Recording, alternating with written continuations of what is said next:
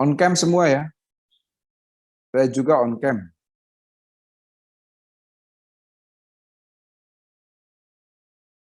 Lagi cek di belakang.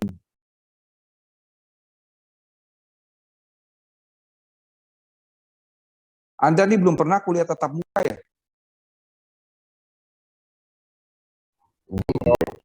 Belum pernah Belum, Bro. kuliah tatap muka. Sarjana online.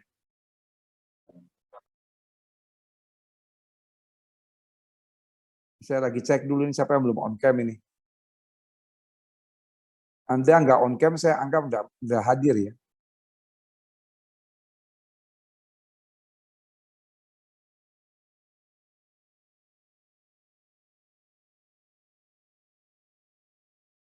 Rencana mau kuliah tatap muka kapan?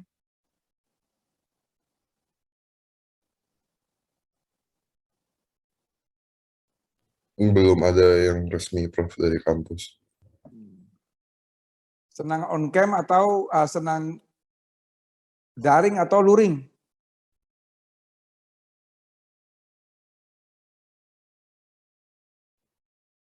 Halo? Karena belum pernah luring, jadi nggak tahu, Prof. Oh, belum pernah luring ya. Ini di belakang-belakang ini yang belum nyalakan kamera nih ya. Nandito Haidar ini mana orangnya ini?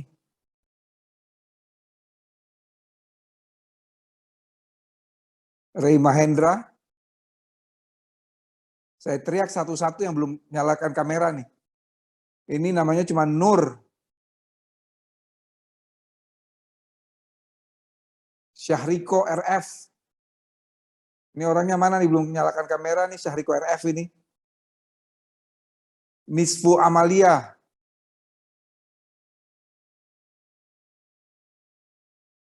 Nisfu Amalia. Vivo.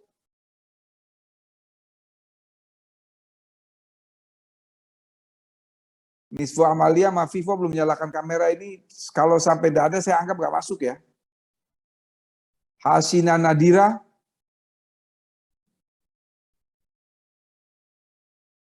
Syahriko RF.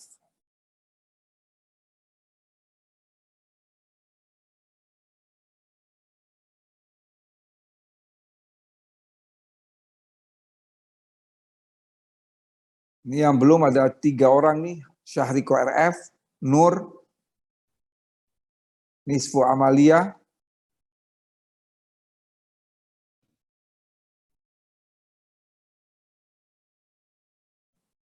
Lintang Kasaya ini siapa ini? Juga nggak ada nyalakan kamera ini. Lagi mandi, Bang.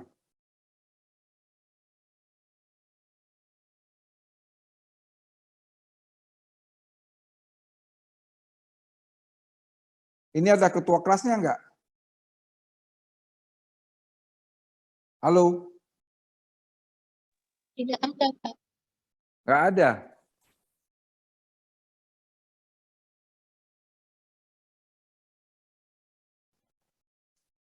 Oke, kita mulai mengenai tindak pidana korupsi ya. Jadi Anda harus paham bahwa korupsi itu adalah kejahatan luar biasa atau extraordinary crime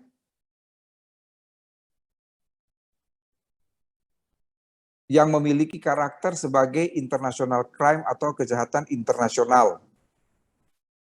Korupsi adalah kejahatan luar biasa yang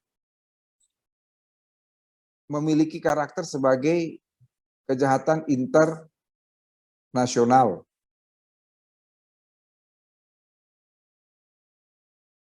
Mengapa dia memiliki atau mengapa dia dikategorikan sebagai kejahatan luar biasa? Karena dia memenuhi parameter atau ukuran-ukuran sebagai kejahatan luar biasa. Apa saja ukuran dari kejahatan luar biasa? Satu, dampak fiktivisasinya sangat luas. dampak viktimisasinya sangat luas.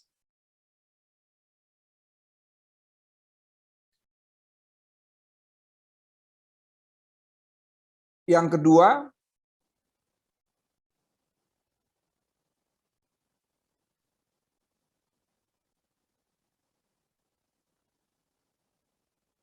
merupakan kejahatan terorganisasi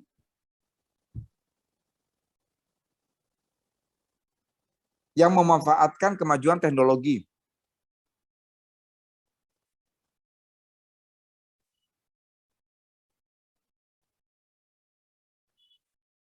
Yang ketiga, dia merupakan predikat crime dari tindak pidana pencucian uang.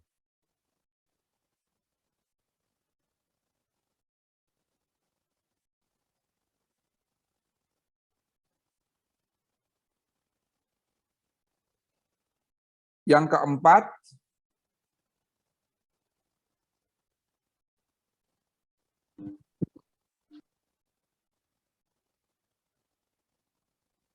dia lahir dari suatu treaty crime.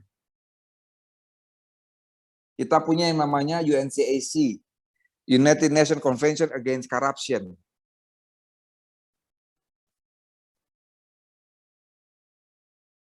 Yang kelima, memerlukan hukum acara pidana yang khusus.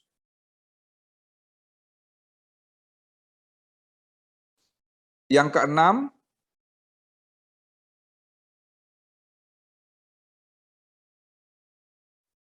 ada lembaga khusus yang menangani dengan kewenangan yang sangat luas.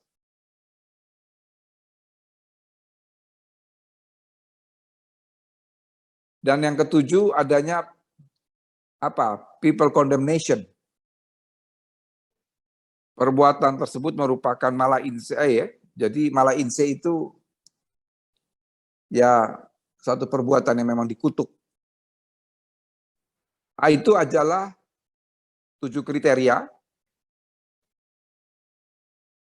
yang kemudian menjustifikasi korupsi sebagai extraordinary crime.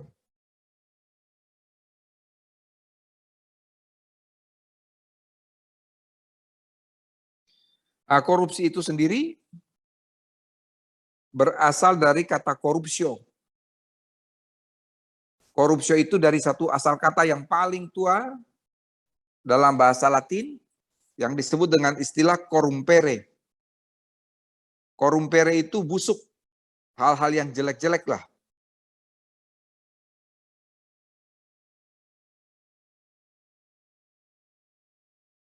Korupsi, corruptio, corrumpere.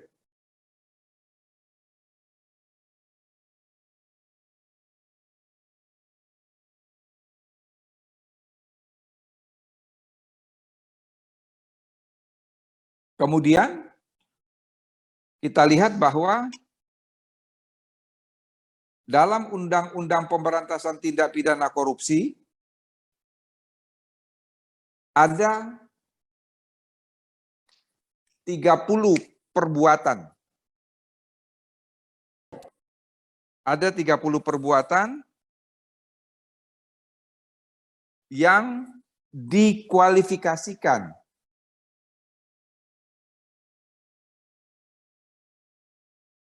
sebagai tindak pidana korupsi.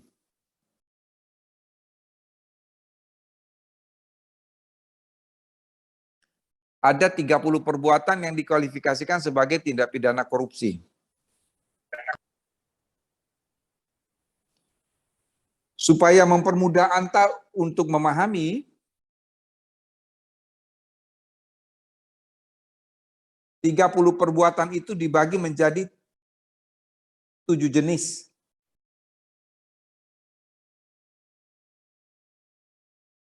Jenis yang pertama itu korupsi yang berkaitan dengan kerugian keuangan negara.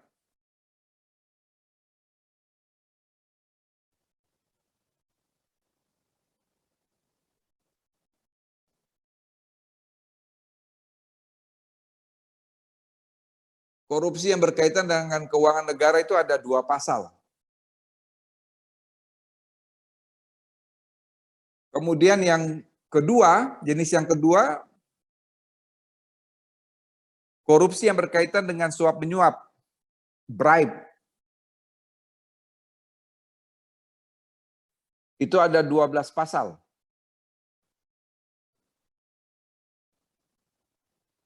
Dua tambah 12 sudah berapa itu? 14, Prof. 14. Yang ketiga adalah korupsi yang berkaitan dengan penggelapan dalam jabatan. Itu ada 5 pasal.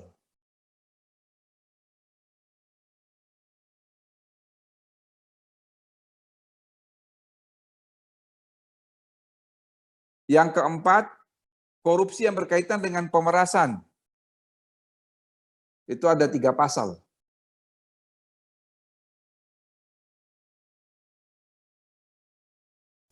Yang kelima, korupsi yang berkaitan dengan perbuatan curang.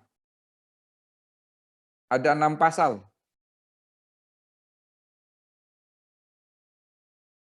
Dihitung sudah berapa tuh?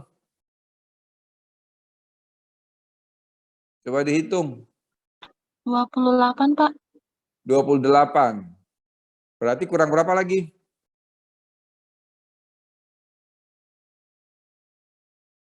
Kurang berapa? Kurang 2 ya. Yang keenam, benturan kepentingan dalam pengadaan, itu hanya 1 pasal. Dan yang ketujuh adalah gratifikasi. Itu hanya 1 pasal. Jadi jumlahnya semua ada berapa? 30, Pak. 30, persis. Nanti Anda baca sendiri ya. Yang berkaitan dengan kerugian keuangan negara, suap menyuap, penggelapan dalam jabatan, pemerasan, perbuatan curang, benturan kepentingan dalam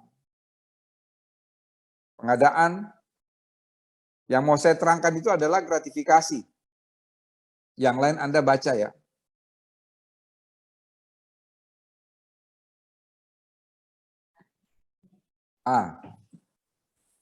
Yang Anda harus tahu, bunyi pasalnya begini nih, bunyi pasalnya. Anda sudah pernah baca Undang-Undang Tindak Pidana Korupsi belum? Halo? Belum, Prof. Oh, belum. Ya, itu Anda kalau online itu malah lebih waktu untuk banyak buat baca kan? Kan online. Dibaca mahasiswa Fakultas Hukum itu hukumnya wajib untuk membaca ya. Kalau Anda nggak mau baca ya Anda masuk fakultas apalah, peternakan apa, kedokteran hewan. Nah, hasil Fakultas Hukum itu harus banyak baca. Waktu Anda luang kan hampir 24 jam. Anda mau kemana? Ya selain baca ya. Anda mau pergi mencocokkan muka di kebun binatang juga, kebun binatang tutup tuh. Jadi waktu itu digunakan untuk membaca. Anda lihat baik-baik ketentuan pasal 12B ayat 1. Ketentuan pasal 12B ayat 1 Undang-Undang Pemberantasan Tindak Pidana Korupsi, kalau saya tidak salah ingat, bunyinya adalah setiap gratifikasi kepada pegawai negeri atau penyelenggara negara dianggap pemberian suap. Itu kalimat pertamanya begitu. Setiap gratifikasi kepada pegawai negeri atau penyelenggara negara dianggap pemberian suap. Lalu pertanyaannya begini saudara-saudara. Mengapa gratifikasi harus dipisahkan dengan suap menyuap? Tadi suap menyuap ada 12 pasal, gratifikasi hanya ada 1 pasal. Artinya ada perbedaan prinsip antara suap menyuap dan gratifikasi. Apa perbedaan prinsipnya antara suap dan gratifikasi? Perbedaan prinsipnya itu hanya satu. Terletak pada apa yang kita sebut sebagai meeting of mind. Apa yang kita sebut dalam bahasa Belanda sebagai toestemming. Apa yang kita sebut dalam bahasa Indonesia sebagai kesepakatan. Contoh, saya sebagai dekan Fakultas Hukum. Anda ikut ujian masuk Fakultas Hukum UGM. Masuk Fakultas Hukum UGM itu tidak gampang loh. Satu kursi itu direbut kurang lebih 27 sampai 30 orang. Jadi kalau yang diterima 300-an, maka yang mendaftar itu sekitar 9.000. Jadi satu kursi direbut oleh 30 orang. Karena masuk Fakultas Hukum susah, lalu Anda menemui saya. Anda katakan kepada saya begini, saya sedang mengikuti ujian masuk di Fakultas Hukum UGM. Karena saya sebagai dekan, Anda bilang, kalau saya diterima di Fakultas Hukum, Prof akan saya berikan uang 250 juta. Dan ternyata Anda diterima, Anda memberi saya uang 250 juta. Itu suap atau gratifikasi?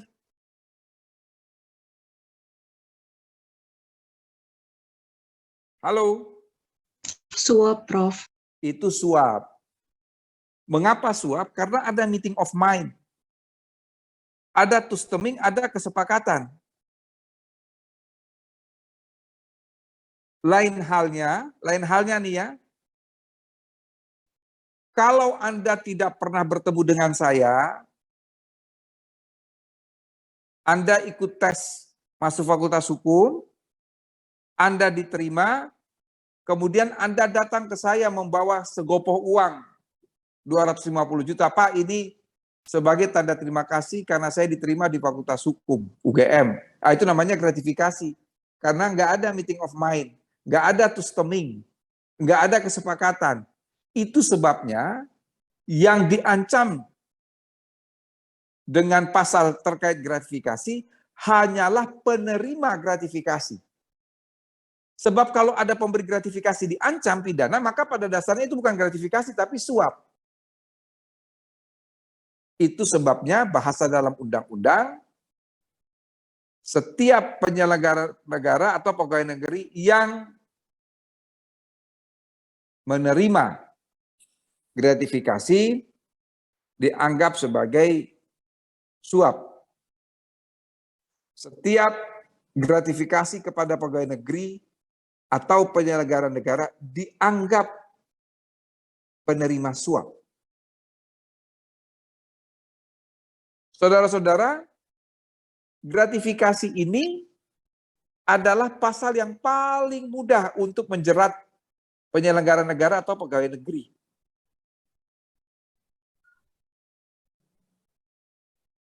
Karena pembentuk undang-undang itu memahami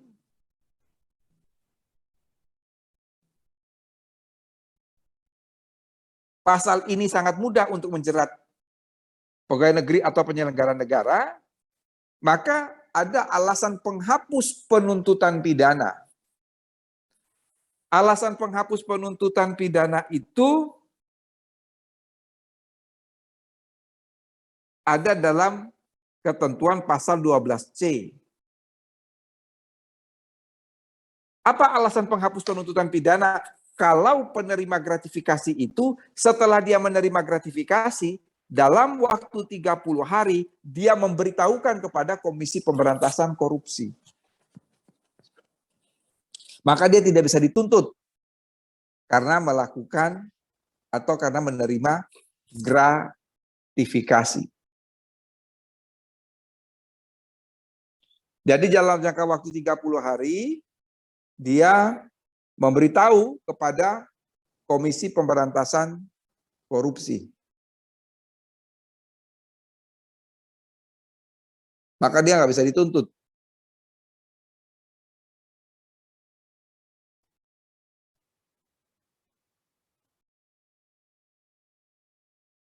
Nah, itu yang ingin saya terangkan mengenai gratifikasi dan suap. Selain 30 perbuatan yang berkaitan atau dikualifikasikan sebagai tindak pidana korupsi, saudara-saudara,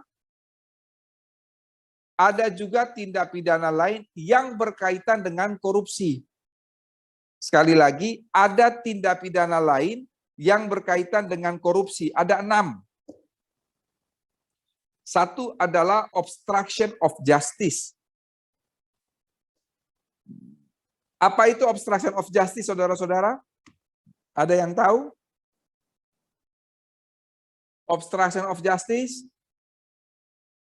Ini apa? Silahkan. Tindakan menghalang-halangi proses hukum ya. Betul. Siapa ini yang menjawab? Oscar, Prof. Oscar? Siapa Betul. yang jawab?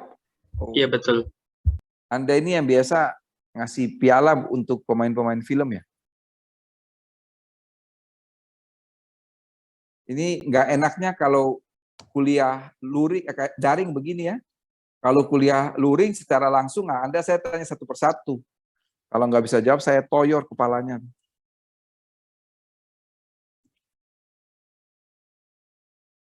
Yang pertama adalah obstruction of justice. Tindakan menghalang-halangi proses hukum. Yang kedua adalah tidak memberikan keterangan atau memberikan keterangan yang tidak benar. Tidak memberikan keterangan atau keterangan yang tidak benar. Tidak memberikan keterangan atau memberikan keterangan yang tidak benar. Yang ketiga, bank yang tidak memberikan keterangan rekening tersangka.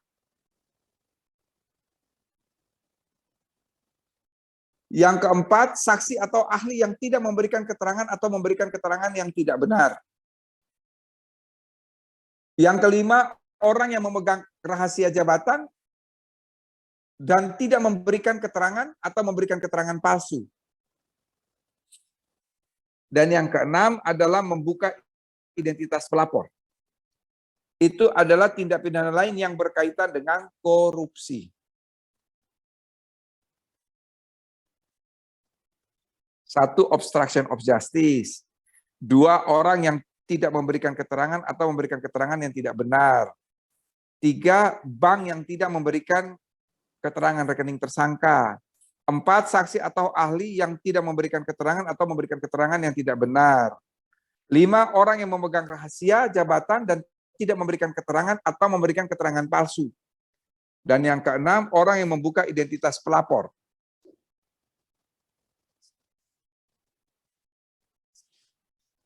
Saudara-saudara, ada juga pidana tambahan. Pidana tambahan dalam tindak pidana korupsi itu yaitu perampasan barang.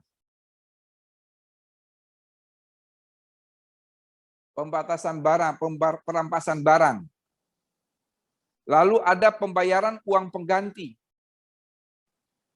Jadi pembayaran uang pengganti itu maksimal sama dengan harta benda yang diperoleh dari tindak pidana korupsi. Pembayaran uang pengganti itu paling lama diberikan dalam jangka waktu 1 bulan setelah putusan berkekuatan hukum tetap. Jika tidak, maka harta bendanya disita. Kalau tidak ada harta bendanya, maka ada diganti dengan subsidiar pidana penjara yang tidak melebihi ancaman maksimumnya. Pidana tambahan yang ketiga adalah penutupan sebagian atau seluruhnya perusahaan, paling lama 1 tahun.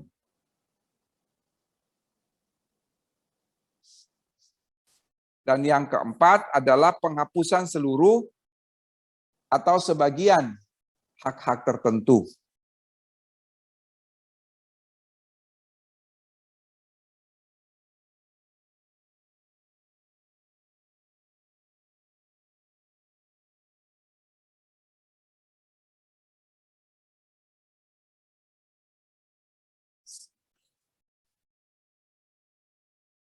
Korupsi juga dapat dilakukan oleh suatu korporasi.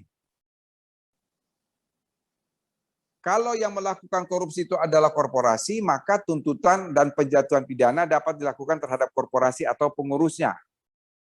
Itu sebagai konsekuensi dari teori identifikasi atau teori alter ego.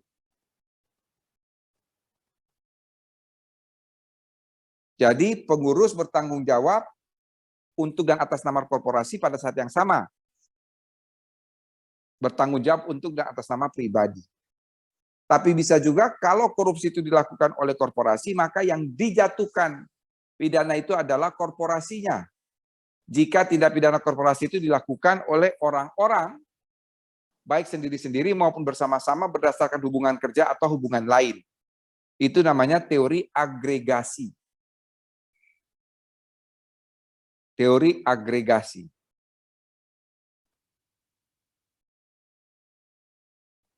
Anda pidana khusus ini berapa SKS, saudara-saudara?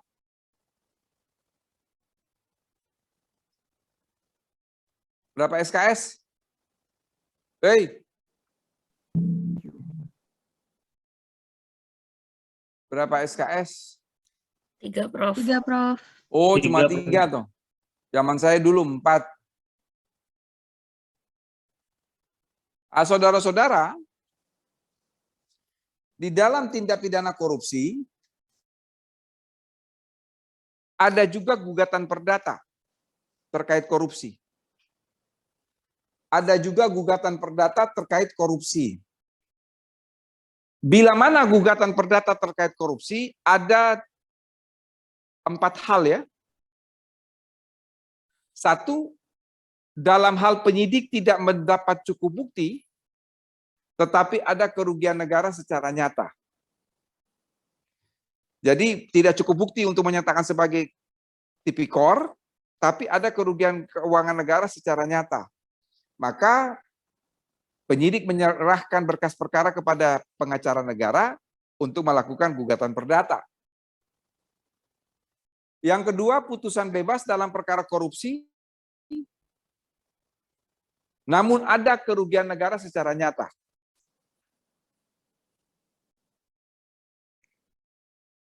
Yang ketiga, dalam hal penyidikan dan pemeriksaan sidang, tersangka atau terdakwa meninggal dunia, namun telah ada kerugian keuangan negara.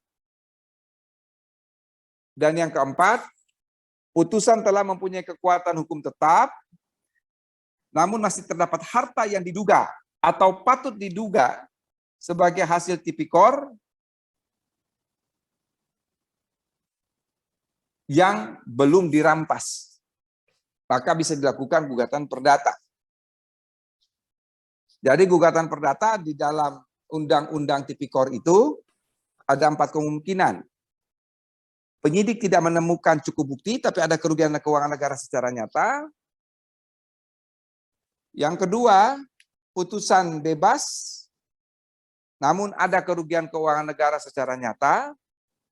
Kemungkinan yang ketiga, dalam penyidikan atau pemeriksaan tersangka atau terdakwa meninggal dunia, ada kerugian negara secara nyata. Dan yang keempat, putusan telah mempunyai kekuatan hukum tetap, namun diduga ada harta kekayaan atau patut diduga ada harta kekayaan yang belum dirampas oleh negara, maka bisa dilakukan gugatan perdata. Saudara-saudara, pembuktian tindak pidana korupsi itu terdakwa berhak membuktikan ya bahwa dia tidak korupsi. Tetapi terhadap harta kekayaan yang sudah disita, dan ternyata yang disita itu melebihi dari nilai yang dikorupsi, maka terdakwa wajib membuktikan bahwa kelebihan harta yang disita itu bukan diperoleh dari tindak pidana korupsi.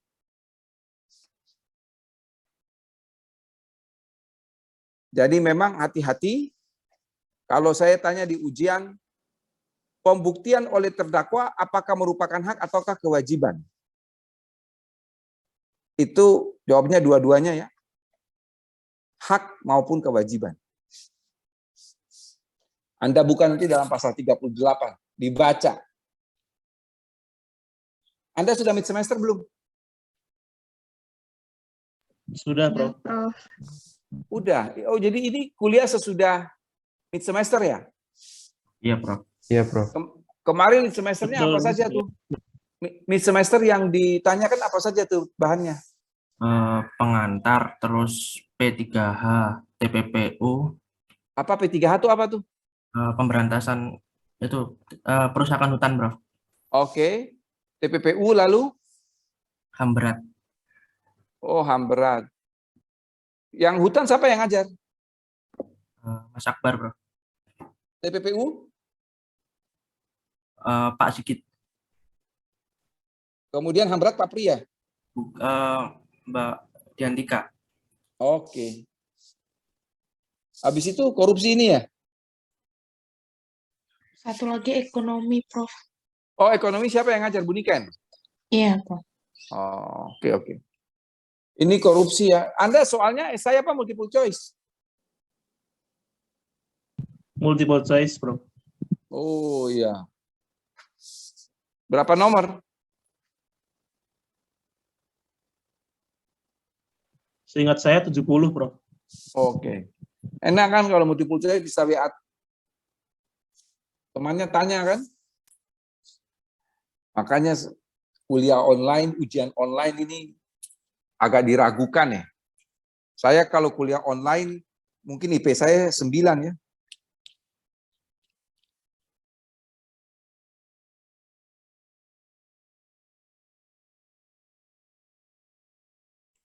Yang berikut, kita lihat mengenai Komisi Pemberantasan Korupsi.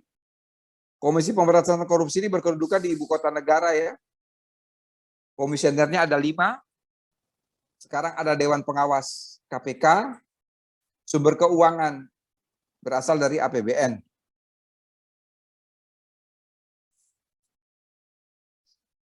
Kemudian juga ada Pengadilan Tindak Pidana Korupsi. Juga berkedudukan di setiap ibu kota kabupaten atau kota. Namun kenyataannya dia baru ada di ibu kota provinsi. Majelis hakimnya ada majelis hakim karir dan ada hakim ad hoc.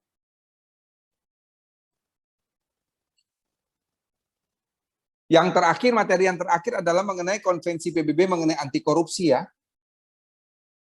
Konvensi PBB mengenai anti korupsi itu bertujuan ada 3. Mencegah dan membasmi korupsi secara efektif dan efisien. Tujuan pertama, mencegah dan membasmi korupsi secara efektif dan efisien. Kedua, kerjasama internasional dan bantuan teknis termasuk pengembalian aset. Kerjasama internasional dan bantuan teknik termasuk pengembalian aset. Dan yang ketiga, integritas dapat dipertanggungjawabkan dan manajemen yang tepat di sektor publik. Integritas dan dapat dipertanggungjawabkan manajemen yang tepat di sektor publik. Oleh karena itu ada 3 kata kunci saudara-saudara dalam konvensi PBB mengenai anti korupsi. Untuk memberantas korupsi itu diperlukan 3 hal. Yang pertama adalah integritas, yang kedua adalah transparansi, dan yang ketiga adalah akuntabilitas.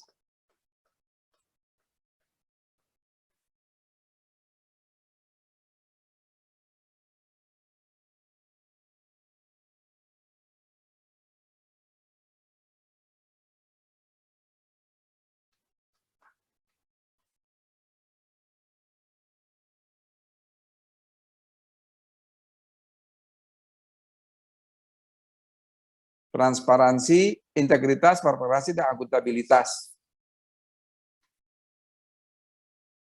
Ada 11 perbuatan yang dikriminalkan dalam konvensi PBB mengenai anti korupsi ya. Dari 11 perbuatan itu, ada 5 yang bersifat mandatory, dan ada 6 yang bersifat non-mandatory. Kalau yang bersifat mandatory itu artinya setiap state party, negara-negara peserta konvensi, wajib memasukkannya ke dalam undang-undang nasional negaranya. Kelima perbuatan tersebut adalah penyuapan pejabat publik, pejabat nasional publik ya, penyuapan pejabat nasional publik, penyuapan aktif pejabat publik asing,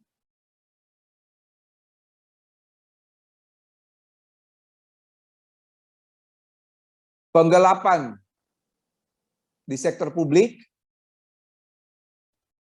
pencucian uang, dan obstruction of justice. Tindakan menghalang-halangi proses hukum. Itu bersifat mandatory. Sedangkan yang non-mandatory itu ada penyuapan pasif terhadap pejabat publik asing, memperdagangkan pengaruh, penyalahgunaan kewenangan, memperkaya diri sendiri secara tidak sah, penyuapan di sektor swasta, dan penggelapan di sektor swasta.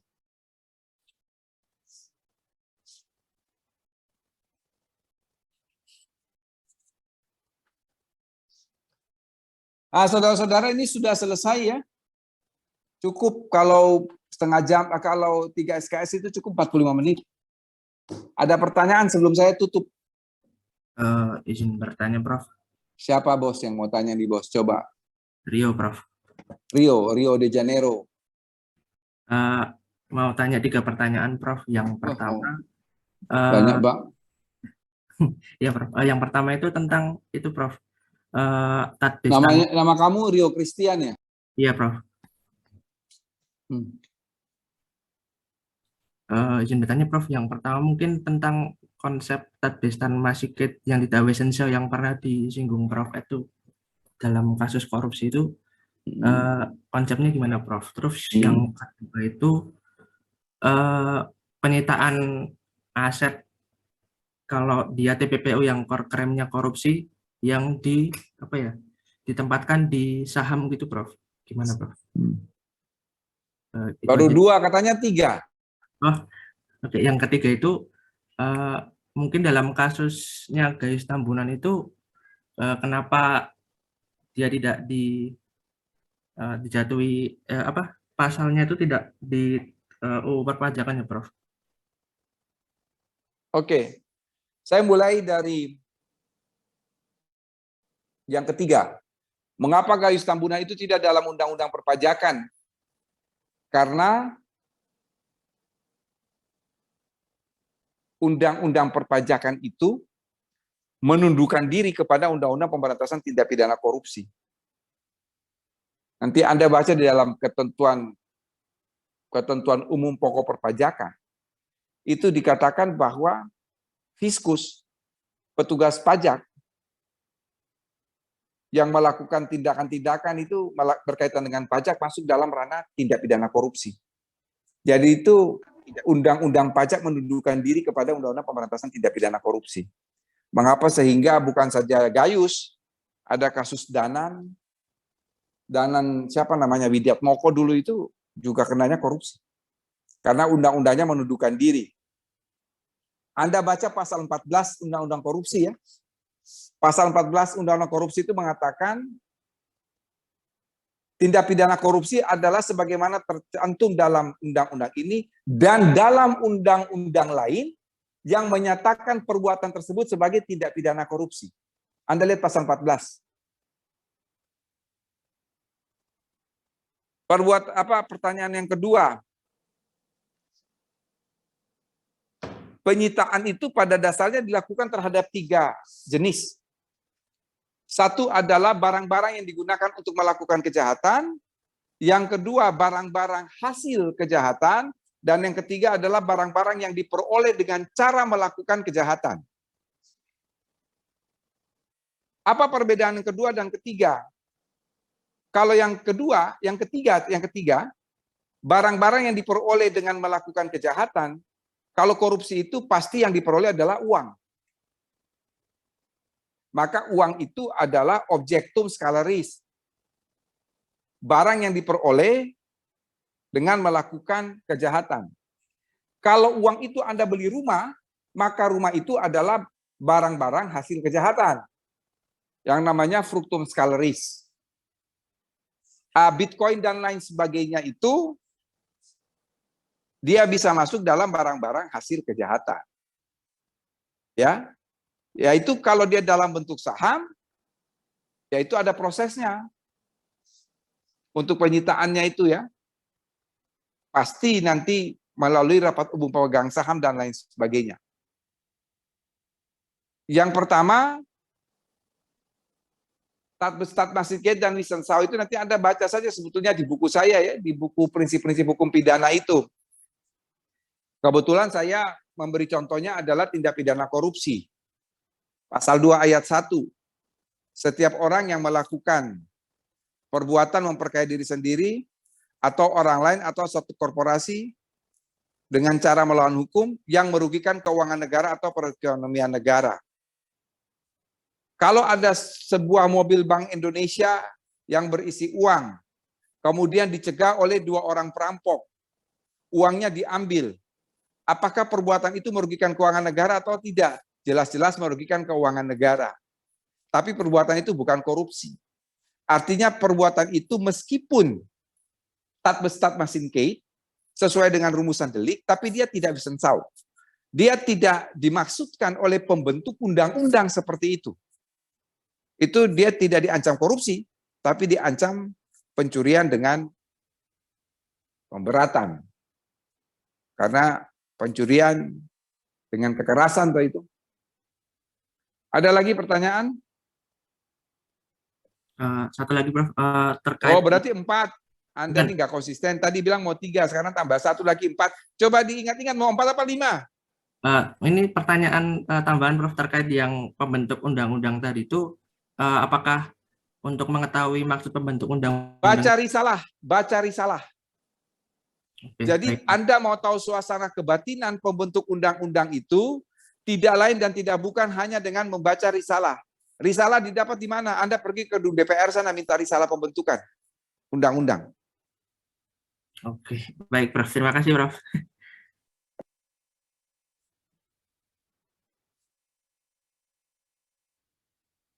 Ada lagi? Izin bertanya, Prof. Ada nama siapa namanya? Nivia, Prof. Oh, yang merek hand body, merek sabun, merek sampo itu. Iya, Prof. Iya, mungkin satu aja, Prof, terkait ini in absentia. Kalau misalnya ada opsi in absentia di Indonesia, kenapa para penegak hukum itu sampai sekarang itu masih mengutamakan pemburuan pelakunya yang tidak kunjung didapatkan seperti kasus Harun Masiku, Prof? Kenapa tidak digunakan saja peradilan in absentia, Prof? Mungkin itu aja, Prof. 1. In absentia itu dilakukan apabila terdakwanya ada, tapi kemudian tidak diketahui tempat tinggalnya atau tidak diketahui alamatnya. Masalahnya nih saudara-saudara ya, kita nggak tahu Harun Masiku ini sudah meninggal dunia ataukah belum. Itu yang pertama. Yang kedua, in absentia itu dianggap peradilannya melanggar HAM. Jadi memang agak susah, apalagi kalau harta hasil korupsi itu disimpan di luar negeri. Saya pernah dilibatkan dalam mengurus pengembalian aset kejahatan Bank Senturi di Hong Kong ya. Itu sampai sekarang ini belum berhasil. Dari tahun 2013, sudah 9 tahun. Uang itu ada. Terdakwanya 2 orang, warga negara Irak. Namanya Ahsan dan Refat. Diputus secara in absentia oleh Pengadilan Negeri Jakarta Pusat, itu uang ada sekitar 1,3 triliun itu. Tapi mengapa kita tidak bisa melakukan penyitaan aset? Karena satu, ada perbedaan sistem hukum. Yang kedua, ini yang tadi Anda tanyakan. Pengadilan Hong Kong itu tidak mengenal in absentia. Biasanya untuk pengembalian aset kejahatan di luar negeri itu paling tidak proses beracaranya mengikuti due process of law. In absentia itu dianggap tidak memenuhi due process of law. Jelas ya? Jelas, Prof. Lanjut. Prof. Ada lagi?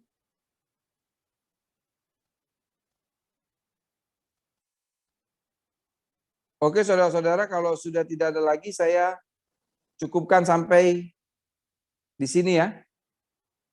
Sampai ketemu, mudah-mudahan sudah tatap muka semester depan. Kalau semester depan Anda semester 5 itu bertemu dengan saya di mata kuliah Hukum dan Teknologi. Cybercrime. Oke ya, tidak ada lagi saudara-saudara. Sekian dan terima kasih.